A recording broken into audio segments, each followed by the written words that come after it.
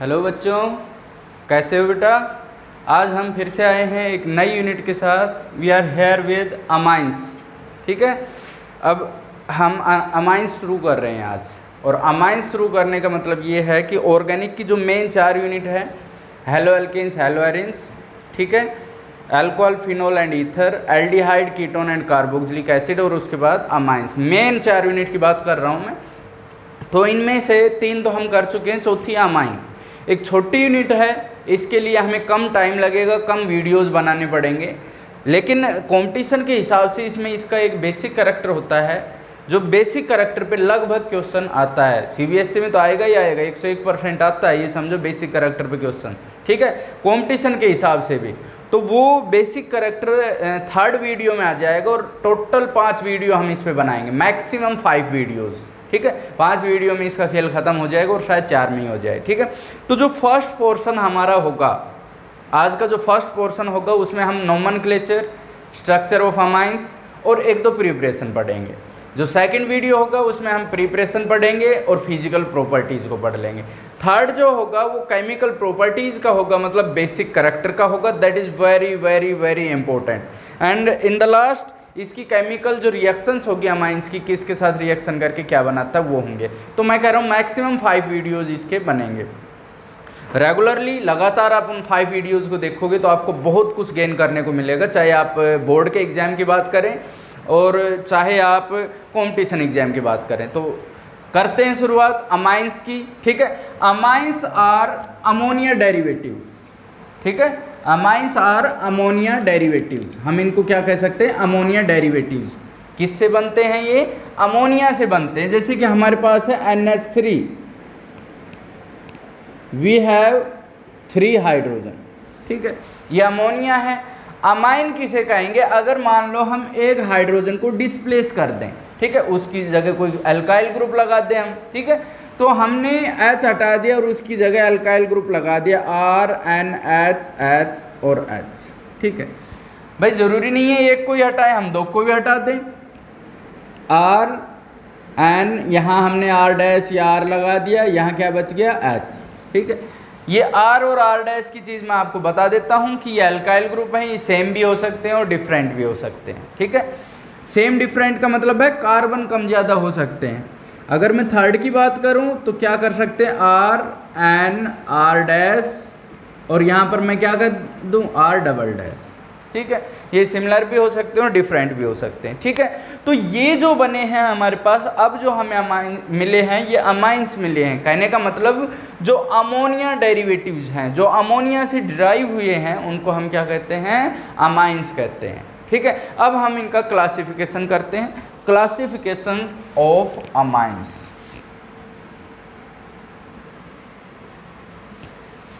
Classification of amines.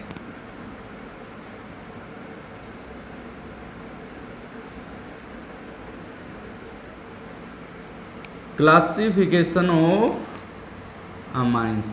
अगर हम amines का क्लासिफिकेशन करें, जैसे अमोनिया था, हमने एक H हटा दिया उसका, जैसे NH3 था हमारे पास, इस तरीके से हमने एक H हटा दिया, तो अब हमारे पास क्या बना, RNH2। ठीक है, तो ये पहला क्लासिफिकेशन है, हम कह सकते हैं। ठीक है, इसको हम क्या बोलते हैं, प्राइमरी अमाइन बोलते हैं। ये क्लासिफिकेशन हुआ है प्राइमरी अमाइन, हम 1 डिग्री अमाइन भी इसको बोल देते हैं। ठीक है, अगर एक हाइड्रोजन और हट गया और वहाँ पर हम कोई अल्काइल ग्रुप लगा दें, R लगा दें, ठीक है, तो वो क्या बन जाएगा, जैसे ये सेकंड पे हो गया तो R, अब एक हाइड्रोजन डिस्प्लेस कर दिया हमने, यहाँ क्या बचा, NH, और यहाँ पर क्या लगा दिया, R'।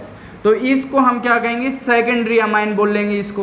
ठीक है, अब मैं अगर क्या करूँ, एक हाइड्रोजन को और हटा दूँ, तो एक हाइड्रोजन और हटा देंगे तो क्या होगा, टर्सरी अमाइन बन जाएगा, RNR। इसको हम क्या बोलेंगे, टर्सरी अमाइन बोलेंगे। ठीक है, तो जो अमोनिया था उसको हमने कन्वर्ट कर दिया किसमें, अमाइन में। और अमाइन को हमने 3 तरीके में डिवाइड कर दिया, 3 टाइप्स में क्लासिफाई कर दिया, primary, secondary and tertiary. Primary का मतलब ये है कि अमोनिया का एक हाइड्रोजन हटा दिया, ठीक है। सेकेंडरी का मतलब ये है अमोनिया के 2 हाइड्रोजन हटा दिए, और टर्सरी का मतलब क्या है कि अमोनिया के तीनों हाइड्रोजन हटा दिए। ठीक है, अभी तक आपने देखा प्राइमरी सेकेंडरी टर्सरी डिपेंड करता था, किस पे डिपेंड करता था? कार्बन के हाइड्रोजन हटाने पे हमने अभी तक जो पढ़ा है जनरली। लेकिन इस केस में आप देखिए किसके हाइड्रोजन डिस्प्लेस हुए हैं? नाइट्रोजन के हुए हैं। ये भी अपने आप में एक अलग बात है। ठीक है, तो ये प्राइमरी, सेकेंडरी और टर्सरी अमाइन। अब हम इनकी नोमेनक्लेचर एक बार देख लेते हैं, वो भी थोड़ी सी डिफरेंट है। Nomenclature of amines.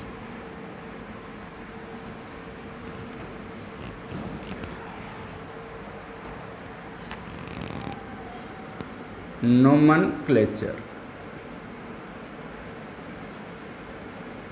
नोमेनक्लेचर में हम जनरली क्या पढ़ेंगे? IUPAC नेमिंग पढ़ेंगे। ठीक है, तो IUPAC नेमिंग में क्या होता है कि जैसे प्राइमरी की मैं बात करूं, हमारे पास है CH3NH2, हमें इसकी नेमिंग करनी है। ठीक है, तो हम क्या करेंगे कि कितने कार्बन है? 1 कार्बन है, तो हम लिख देंगे मीथेन। 1 कार्बन के लिए हम मीथेन लिखते हैं, और ये क्या है? अमाइन, तो हम इसको लिख देंगे अमाइन। तो हम इसका नाम क्या लिख देंगे? Methane amine. सिंपल नेमिंग है प्राइमरी की। अगर मैं बात करूं, अगर मेरे पास है CH3CH2NH2, इसको हम कह देंगे इथेन अमाइन। ठीक है, इसको हम क्या बोल देंगे? Ethane amine. अगर मैं कहूँ हमारे पास 3 कार्बन है तो प्रोपेन अमाइन, और इस तरह से हम इसकी नेमिंग करते ही चले जाएंगे। ठीक है, तो सिंपल था। अगर मैं यहाँ भी लगा दूँ तो 1 2, तो इथेन 1 2 डाई अमाइन हम उसको बोल देंगे। ठीक है, जैसे मेरे पास है CH2, यहाँ पर NH2 है, और यहाँ पर भी क्या है? NH2। तो हम कहेंगे 1 पे है और 2 पे है। भाई काउंटिंग तो यहाँ से करेंगे 1 2। इथेन 1 पे भी अमाइन है और 2 पे भी अमाइन है, तो हम कहेंगे इथेन 1 2 डाई अमाइन। ठीक है, इस तरीके से हम इसकी नेमिंग कर सकते हैं। तो ये तो बात थी प्राइमरी अमाइन की। अब मैं बात करता हूँ सेकेंडरी अमाइन की। सेकेंडरी अमाइन की नेमिंग कैसे करते हैं? जैसे कि हमारे पास है CH3NH3। ठीक है, तो इसकी नेमिंग हम देखिए कैसे करेंगे। इसमें हम इस चीज़ को देखते हैं कि हमारे पास 2 पार्ट है, N के एक साइड वाला और एक ये इधर है, 2 पार्ट हैं। ठीक है, तो आपको क्या करना है? एक पार्ट जो छोटा पार्ट है उसको हम प्रीफिक्स लेते हैं। प्रीफिक्स आप समझते हो? एल्काइल। ठीक है, अब जैसे ये एक कार्बन है N के साथ, तो इसको हम क्या कहेंगे? N मिथाइल लिख देंगे। इसको हम लिखेंगे N, क्योंकि N सब्स्टिट्यूट हुआ है, N का हाइड्रोजन हटा है, तो हम इसको कहेंगे N मिथाइल। इसका काम खत्म हो गया, N मिथाइल प्रीफिक्स हो गया। उसके बाद आता है मीथेन अमाइन। उसके बाद देखो ये काम हो चुका है, अब मीथेन और क्या बच गया? अमाइन। तो हम इसको क्या कहेंगे? Methane amine.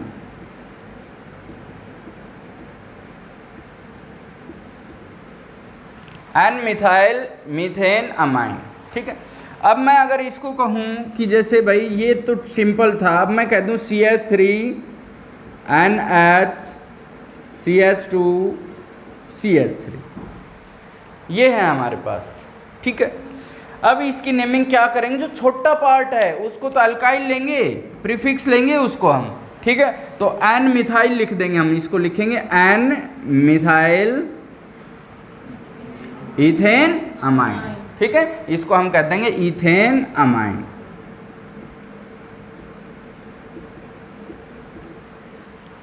अगर मैं कहूं कि हमारे पास है CH3 CH2 NH CH2 and CH3, तो आप दोनों तरफ बराबर है, हम किसी को भी ले सकते हैं। इसको कह देंगे एन इथाइल इथेन अमाइन। तो हम इसकी नेमिंग कर सकते हैं एन इथाइल इथेन अमाइन। तो ये जो सेकेंडरी है उसकी नेमिंग हो गई। इसके बाद मैं बात करता हूँ टर्सरी अमाइन की नेमिंग कैसे करेंगे। अब हम पहुँच रहे हैं टर्सरी अमाइंस पे।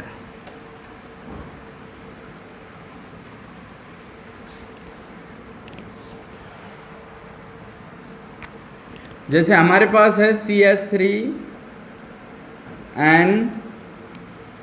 NCH3 एंड CH3, ठीक है। तो अब देखो इसमें N पे मिथाइल है, फिर N पे मिथाइल है, और ये एक कार्बन बच गया। भाई 2 हाइड्रोजन सब्स्टिट्यूट हुए हैं, तो N मिथाइल एक तो ये हो गया, फिर इसको कहेंगे N मिथाइल, ठीक है। तो N मिथाइल 2 बार है, तो हम इसको डायरेक्ट लिख देंगे NN di methyl, NN di methyl. भाई N पे मिथाइल है, फिर N पे मिथाइल है, तो हम क्या कहेंगे NN डाई मिथाइल, और इसको मेन ले लेंगे मीथेन अमाइन, मीथेन अमाइन। अब आप देखिए कि अगर मेरे पास हो जाता CH3 CH2 NCH2 CH3 और यहाँ भी CH2 CH3, ठीक है। तो इसकी नेमिंग हम कैसे करेंगे? इसकी नेमिंग हम करेंगे, N पे इथाइल है, N पे इथाइल है, तो हम कहेंगे NN di ethyl, NN di ethyl ethane amine, NN di ethyl ethane amine, ऐसे कर सकते हैं। लेकिन अगर हमारे पास मान लो इस तरीके से हो जाता है कि हमारे पास है CH3 CH2 N CH3 और यहाँ पर है CH2 एंड CH3। अब हमें इसकी नेमिंग करनी है, ठीक है। तो एक बार तो N पे मिथाइल है, एक बार इथाइल है, ठीक है। तो हम अब N लगातार नहीं लिख सकते, हम लिखेंगे N इथाइल N मिथाइल। हम पहले N मिथाइल नहीं लिखेंगे अल्फ़ाबेट में, इथाइल का E पहले आ रहा है, ये E से शुरू हो रहा है, ये M से, तो पहले इथाइल लिखेंगे N ethyl N methyl ethane amine. तो स्टूडेंट्स इस तरीके से आपको इनकी नेमिंग करनी है, बहुत इजी है, ठीक है। इसका जो सबसे इम्पोर्टेंट पार्ट है वो मैं बता देता हूँ। इसका जो बेसिक करैक्टर है, अभी तक हमने एसिडिक करैक्टर पढ़ा है, चाहे अल्कोहल फिनोल ईथर था, चाहे कार्बोक्सिलिक एसिड था, हमने एसिडिक करैक्टर पढ़ा था। ये आया है हमारे पास बेस बन के, तो इसका बेसिक करैक्टर है वाकई में बहुत बहुत इम्पोर्टेंट है, जो कि शायद हमारी 3rd वीडियो में आएगा, ठीक है। तो ये नोमेनक्लेचर हो गई। इसके बाद हम पढ़ते हैं इसकी स्ट्रक्चर ऑफ अमाइंस।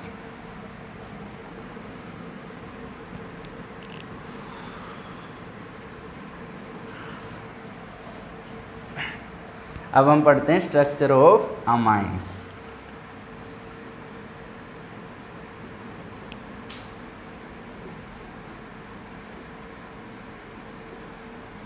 पढ़िए कैसे पढ़ोगे स्ट्रक्चर ऑफ अमाइंस को। जैसे कि हमारे पास NH3 था, ठीक है, तो मैं कहूँ हमारे पास है RNH2, एक हाइड्रोजन हटा दिया था हमने, क्या बन गया था RNH2। एक हाइड्रोजन हम और हटा दें RNHR, ठीक है, RN R and R, primary secondary और टर्सरी तीनों है हमारे पास, ठीक। तो स्ट्रक्चर के लिए पहले हम हाइब्रिडाइजेशन पढ़ते हैं कि हाइब्रिडाइजेशन कौन सी है, ठीक है। अब इसमें आप देखना कि इस पे क्या होता है, एक लोन पेयर होता है, इस पे क्या होता है, एक लोन पेयर होता है, ठीक है। तो हाइब्रिडाइजेशन कैसे लिखते हैं हम कि जैसे नाइट्रोजन है, इस पे R जुड़ रहा है, इस पे H जुड़ रहा है, इस पे H जुड़ रहा है और इस पे एक लोन पेयर है, ठीक है। तो हाइब्रिडाइजेशन निकालने का सिंपल सा तरीका, कितने बॉन्ड पेयर हैं 3, कितने लोन पेयर हैं 1, टोटल कितने हो गए 4, ठीक है। 4 के लिए हम क्या लिखते हैं, तो इसके अंदर हाइब्रिडाइजेशन कौन सी हो गई sp3। अब sp3 हाइब्रिडाइजेशन जब भी होती है तो हम उसको क्या पढ़ते हैं कि वो कैसा होगा, टेट्राहेड्रल होगा, उसकी ज्योमेट्री कैसी होगी, टेट्राहेड्रल। लेकिन जब ज्योमेट्री की बात करते हैं तो लोन पेयर को हम ज्योमेट्री में काउंट नहीं करते, तो उसकी शेप बन जाएगी। फिर वो शेप क्या बनेगी, जैसे नाइट्रोजन है हमारे पास, तो एक होना तो ये चाहिए था, ये टेट्राहेड्रल स्ट्रक्चर इस तरीके से होनी चाहिए थी, लेकिन यहाँ लोन पेयर है, ठीक है, ये क्या हो गया, लोन पेयर हो गया हमारे पास, ठीक है। तो यहाँ पर है R NH और H, RnH2 की बनाई है मैंने। अगर सेकेंडरी की बनाते तो यहाँ H और यहाँ R हो जाता, अगर टर्सरी की बनाते तो यहाँ भी R, यहाँ भी R, यहाँ भी R, तो उससे कोई फर्क नहीं पड़ रहा है, ठीक है। तो ये लोन पेयर हो गया हमारे पास। अब हमने देखा है कि इसकी स्ट्रक्चर, इस तरह की जो स्ट्रक्चर है उसको कैसी स्ट्रक्चर बोलते हैं हम, पिरामिडल स्ट्रक्चर बोलते हैं। ये आप 11th में अच्छे से पढ़ चुके हैं, ठीक है। हो गया ये पिरामिडल स्ट्रक्चर हो गई। होनी कैसी थी, टेट्राहेड्रल, लेकिन हो गई कैसी, पिरामिडल, वजह प्रेजेंस ऑफ लोन पेयर। उसके बाद आप देखिएगा इसके अंदर जो टेट्राहेड्रल जो होता है उसके अंदर बॉन्ड एंगल 109.28 होता है, ठीक है। लेकिन इसका जो बॉन्ड एंगल है वो उतना नहीं हो पाता। वजह क्या है, एक जो लोन पेयर है वो बॉन्ड एंगल को लगभग 2.5 डिग्री डिक्रीज कर देता है। 2.5 डिग्री एक लोन पेयर, कहने का मतलब जो ये होना था इससे लगभग 2.5, लगभग कह रहा हूँ मैं, एग्जैक्टली मत लगा लेना। तो ये लगभग हो गया 107 के पास होता है, इसका जो बॉन्ड एंगल होता है वो 107 डिग्री के आसपास होता है। इसमें एक चीज़ और बता दूँ, ठीक है, आप प्राइमरी, सेकेंडरी और टर्सरी में से आप मेरे को बताइए सबसे ज़्यादा जो बॉन्ड एंगल होगा, सबसे बड़ा बॉन्ड एंगल होगा वो किसका होगा, एक्चुअल में टर्सरी का होगा। देखिए बेटा ये प्राइमरी सेकेंडरी आ लिए इसमें, ठीक है। अगर मैं टर्सरी की बात करूं तो N है हमारे पास, यहाँ R है, यहाँ R है और यहाँ R है, स्टेरिक हिंड्रेंस। आज हमने जो लास्ट वीडियो बनाया था कार्बोक्सिलिक एसिड का, उसमें भी हमने स्टेरिक हिंड्रेंस का जिक्र किया था, जो डिपेंड करता है साइज के ऊपर। बड़ा साइज है, वैन डर वाल रेडियस इनके आपस में टच करने लग जाती है, ओवरलैप कर जाती है, तो रिपेल करेंगी, और रिपल्सन हुआ तो इनके बीच का जो एंगल है वो क्या हो जाता है, इंक्रीज हो जाता है। तो इसका 107 होता है तो इसका 108 होता है। ये चीज़ें भी पूछी जा सकती है। प्राइमरी, सेकेंडरी और टर्सरी जो अमाइंस होते हैं उनमें से सबसे बड़ा बॉन्ड एंगल किसका होता है, तो आप किसका बताओगे, टर्सरी का। वजह स्टेरिक हिंड्रेंस की वजह से रिपेल कर जाते हैं अल्काइल ग्रुप, क्योंकि साइज बड़ा होता है। आप कहोगे इन्होंने नहीं किया, साइज हाइड्रोजन का आप देखिए छोटा है, रिपल्सन बहुत कम है, मिनिमम है, लेकिन इस केस में बड़े साइज की वजह से अल्काइल ग्रुप रिपेल कर रहे हैं, दूर जा रहे हैं, बॉन्ड एंगल क्या हो रहा है, इंक्रीज हो रहा है, ठीक है। जिन पे लोन पेयर होता है बॉन्ड एंगल को डिक्रीज करता है, ये इनको रिपेल करके अंदर की तरफ करता है, इसलिए 109 जो था 109 था उससे 107 तक आ गया है, ठीक है। तो इन चीज़ों को आप याद रखिएगा, these are very very important things. Now we are going to move towards the preparation of amines. एक या दो मेथड हम पढ़ लेते हैं, फिर उसके बाद नेक्स्ट वीडियो बनाएंगे। और जो थर्ड वीडियो होगी उसका मैं बार बार आप लोगों को बता रहा हूँ, उसको किसी भी कीमत पर मिस मत करना, that will be very very important video, ठीक है। इसके बाद हम पढ़ेंगे प्रिपरेशन ऑफ अमाइंस।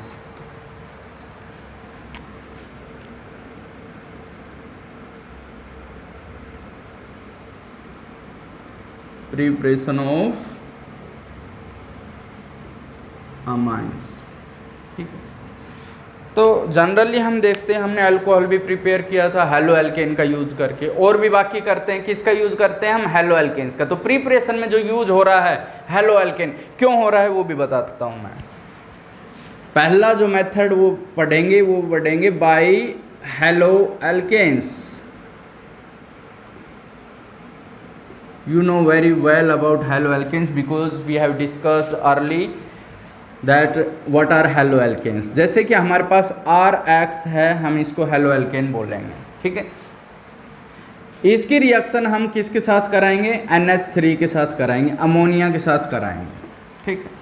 अब देखना R पे स्लाइटली पॉजिटिव है, X पे स्लाइटली नेगेटिव है। X क्या लिया है हमने, हैलोजन है, ये हैलोजन इलेक्ट्रोनेगेटिविटी की वजह से इस पे नेगेटिव चार्ज होता है, इस पे पॉजिटिव। ये क्या करेगा, इसको इलेक्ट्रॉन पेयर दे देगा, इलेक्ट्रॉन पेयर देते ही इन इलेक्ट्रॉन पेयर को ये अपनी तरफ ले जाएगा। देखना बनेगा क्या, R है हमारे पास, R के साथ क्या जुड़ गया, NH3 जुड़ गया, NH2, और इस पे क्या है, पॉजिटिव चार्ज है भाई, लोन पेयर ये दे चुका है। आप देखना, क्योंकि इस पे पॉजिटिव चार्ज था, जैसे ही पॉजिटिव चार्ज देखा इसने इलेक्ट्रॉन पेयर दे दिए, तो इसने इलेक्ट्रॉन पेयर खींच लिए। एक्स पे कैसा चार्ज आ गया, नेगेटिव, गया नहीं है अभी से, इसने क्या ले लिया, नेगेटिव चार्ज ले लिया, इसके साथ ही है ये, ठीक है। तो अब हम इसकी रिएक्शन किसके साथ करा देते हैं, NaOH के साथ कराएंगे, NaOH। ये जो H मैंने नीचे लिखा है इसका अपना रीजन है, अपनी वजह है, ठीक है। क्या होता है, इनका गठजोड़ बहुत पहले से हो रखा, आप शुरू से जब केमिस्ट्री पढ़ने लिखे लगे होंगे तब से NaCl बहुत पढ़ा होगा आपने। तो ये Na है, इस Cl को ले जाएगा भाई अपने साथ, चलेगा ये, तो ठीक है। तो जो OH है नेगेटिव है, ये क्या करेगा, इस H को अपनी ओर खींचेगा, तो क्या होगा, नाइट्रोजन इसकी इलेक्ट्रॉन पेयर लेगा। क्यों लेगा, क्योंकि इसके पास इलेक्ट्रॉन की कमी है, पॉजिटिव चार्ज है, तो इस पे कैसा चार्ज आ गया, पॉजिटिव। तो H पॉजिटिव और OH नेगेटिव, तो जो जा चुके हैं वो NaX गया है और H2O गया है। हमारे पास बचा क्या है, RNH2। ये हमारे अमाइंस की क्या हो गई, प्रिपरेशन हो गई, ठीक है। अब इसकी एक और खासियत है भाई कि अगर हम इसको फिर से क्या करें, RX दे दें, फिर से RX दे दें, तो एक हाइड्रोजन इसके साथ चला जाएगा और एक R और जुड़ जाएगा। क्या बनेगा, RNH। मैकेनिज्म ऐसे ही चलेगा, ये मैं मैकेनिज्म बता रहा हूँ, R जुड़ गया। अगर मैं फिर से RX दे दूं, कहने का मतलब हमने अगर ये शुरू में एक्सेस में ले लिया तो रिएक्शन चलती जाएगी, ठीक है। क्या होगा, R N R and R, tertiary बन जाएगा। प्राइमरी बनेगा, ठीक है, सेकेंडरी बनेगा, ठीक है, टर्सरी भी बनेगा, ठीक है, बनेंगे तो तीनों ही, ठीक है। ये कुछ रह जाएगा, कुछ सेकेंडरी बन जाएगा, ये कुछ रह जाएगा, कुछ पार्ट टर्सरी बन जाएगा, ठीक है। तो इससे क्या होगा, जो हमारे पास वेसल है जिसमें हम प्रिपरेशन कर रहे हैं, इसके अंदर तीनों मिलेंगे हमें, primary, secondary, tertiary. And now it is very difficult to separate primary, secondary and tertiary. We are going to prepare primary amines and we have 3 types of amines. मतलब अगर हमें प्राइमरी चाहिए तो उसके लिए हमें क्या करना पड़ेगा, हमें इनमें से सेपरेट करना पड़ेगा, या हम रिएक्शन मिक्सचर में से शुरू में ही निकालते रहें तो बात बनेगी। तो ये मेथड कोई ख़ास बढ़िया मेथड नहीं है। क्यों नहीं है, प्रिपेयर प्राइमरी कर रहे हैं, मिल रहा है सेकेंडरी भी, टर्सरी भी। प्रिपेयर सेकेंडरी करना है, मिलेगा प्राइमरी और टर्सरी साथ में, ठीक है। तो मतलब हमें प्राइमरी, सेकेंडरी, टर्सरी का मिक्सचर मिल रहा है इस मेथड से। So it is not the best method, ये कोई बहुत अच्छा मेथड नहीं है, ठीक है। इसमें एक चीज़ और मैं आपको बता देता हूँ कि अगर RX हमने लिया है तो कौन सा हेलो एल्केन लें कि रिएक्शन क्या हो, फास्ट हो जाए। तो हम जैसे मान लो हमारे पास कौन कौन सा RX, मैं कह सकता हूँ कि CH3 Cl है, CH3 Br है, CH3I है, ठीक है। ऑर्डर हम पूछ ले कि ऑर्डर ऑफ रिएक्टिविटी कौन से सबसे फास्ट बनेगा, तो ये तो हम बार बार पढ़ते आ रहे हैं कि इससे सबसे फास्ट बनेगा। वजह क्या है इस केस में, I का जो साइज है वो बड़ा होता है, बड़े साइज की वजह से इनकी बॉन्ड लेंथ भी क्या होती है, बड़ी होती है, आसानी से टूट जाती है।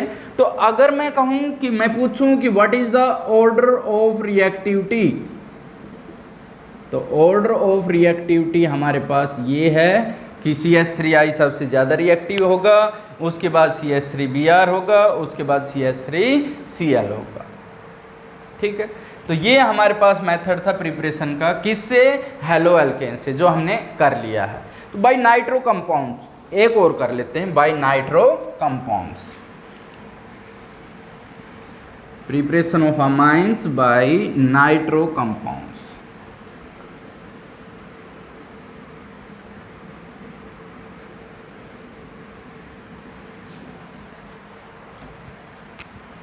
सेकंड जो प्रिपरेशन है वो है by nitro compounds.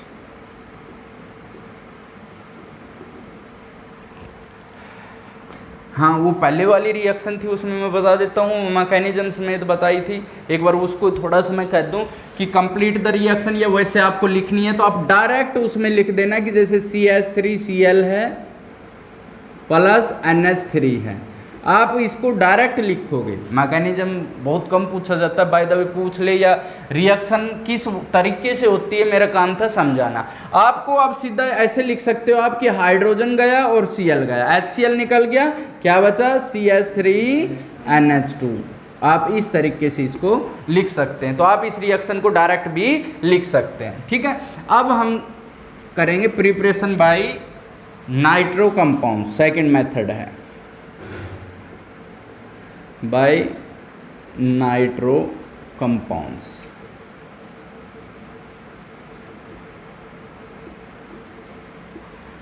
Nitro compounds का यूज़ करके भी हम अमाइंस प्रिपेयर कर सकते हैं। कैसे करेंगे देखना, जैसे कि हमारे पास RNO2 है बेटा, ठीक है।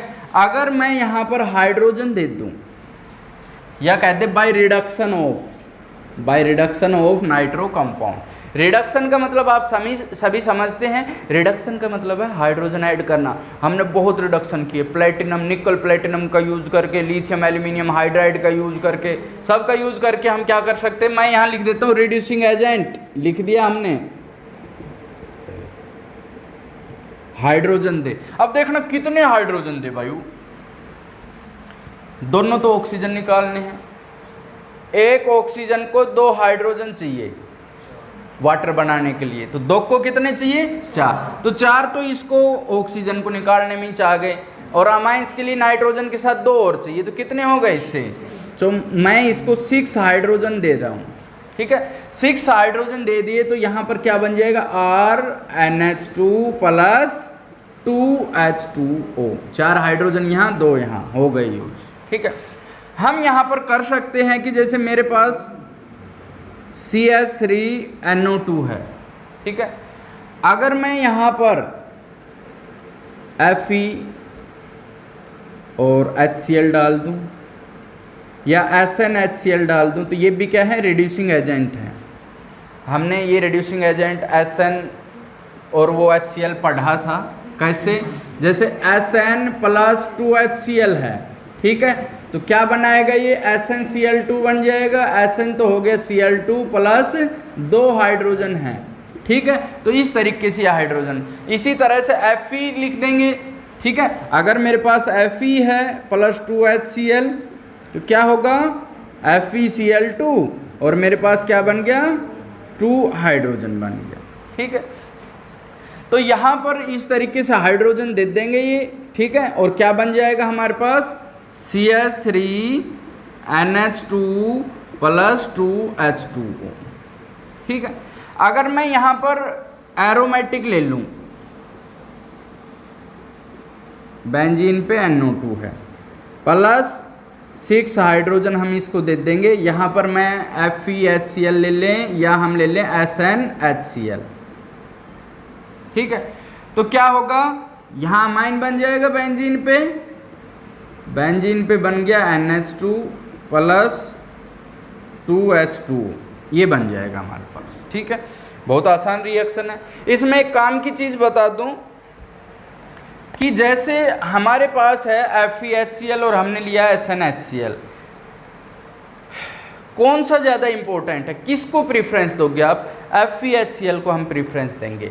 FeHCl की प्रीफरेंस क्यों दे रहे हैं, पहले इस बात को गौर से सुनिएगा कि FeHCl को हम प्रीफरेंस इसलिए दे रहे हैं कि FeCl2 बनेगा इससे, ठीक है, या FeCl3 भी बना ले हम, ठीक है। जब हम उसकी हाइड्रोलाइसिस करेंगे तो उससे हमें HCl फिर मिल जाएगा, बार बार हमें HCl मिल रहा है, ठीक है, बार बार HCl मिल रहा है, हमें शुरू में तो थोड़ा सा ही HCl लेना पड़ेगा, उसके बाद हाइड्रोलाइसिस कर देंगे तो हमें HCl अपने आप मिलता चला जाएगा, इसलिए हम SnHCl की बजाय FeHCl लेना प्रीफर करेंगे। That is also an important point. आपको एक चीज़ मैं बताना भूल गया था कि हमने एलिफेटिक की नेमिंग की थी, एरोमेटिक की नहीं की थी। तो ये जो एरोमेटिक है इसकी IUPAC और कॉमन नेम क्या है, एनिलीन हम इसको कह सकते हैं, एनिलीन। इसको IUPAC ने दोनों तरीके से रिकमेंड किया है कि आप इसको अगर कॉमन नेम में भी कह सकते हो और IUPAC नेम में भी इसको एनिलीन कह सकते हो, ठीक है। वैसे इसको अगर आप कहना चाहो तो IUPAC के हिसाब से बेंजीन अमाइन बोला जाता था, ठीक है। ये हमारा आज का टॉपिक था बेटा। नेक्स्ट वीडियो में मिलते हैं आपसे, तब तक के लिए जय हिंद जय भारत।